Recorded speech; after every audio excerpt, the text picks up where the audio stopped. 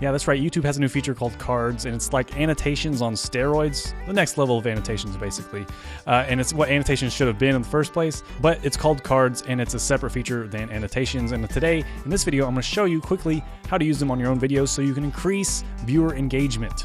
So when you're logged into YouTube under your video manager, you're going to click on the channel button over here on the left-hand side. Make sure that your channel is in good standing, because this won't work if you're in bad standing. So make sure you're in good standing first, and then go back to your videos. Now find a video that you want to enable a cards feature on, click the arrow next to the edit button on the video, and then click cards, and it'll take you to the cards section where you can add cards. So what are cards exactly, and what are they used for? Basically, you use them to have the viewer take some type of action. So if I'm doing a video and I mention my website, that's when I want a card to pop up with the link that says visit my website. That's what a card is for, to do that. And I'm going to show you how to do that right now. So in your video, you're going to find the spot that you want the card to pop up, and it'll always pop up on the top right of the video. So in my video right here, 19 seconds in, I would like a little card to pop up saying visit the full blog post here. And I'm going to click add card. And you can add different types of actions. So if I want to add a link back to my website, I can do the website. I can do a link back to a fundraising site, a Patreon page, for example.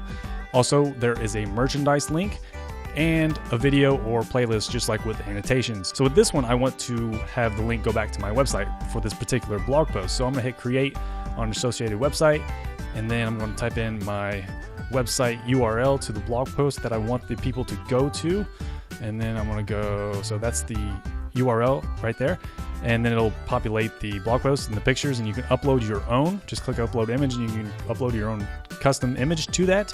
If you don't want any of the populated images, for now, I'll just leave that like that. And here's your title. So mine is Over the Limit. Let's just delete that and create a website in 3 easy steps. Okay. And then my call to action is click here to view the step-by-step guide. Okay, I'm over the limit, so view the step-by-step guide. So that's what I want, and I'm gonna hit create card. And now you can see that at 19 seconds in, this little teaser text box will pop up. Okay, and it'll pop up for a couple seconds, but this eye icon right here will always be on the video when people hover over it. So if they hover over your video, this eye will be visible, and they can click on it, and when they click on it, that's when they see the card. Create a website in 3 easy steps, view the step-by-step guide, and if they click on that, it'll open up a new tab to that blog post. And then, so you can do this throughout the video. I think there's a limit, 5 cards per video. You can't have more than 5 cards per video. And so just keep that in mind, but it's a great way to get people to take action.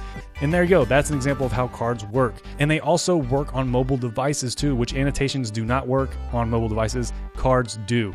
So on mobile devices, they'll be able to click on that eye or tap on that eye, and they will see your call to actions and your cards, and it's going to increase your engagement in your call to actions. I think this is going to be a huge improvement over annotations as far as conversion goes when it comes to people clicking and taking that action.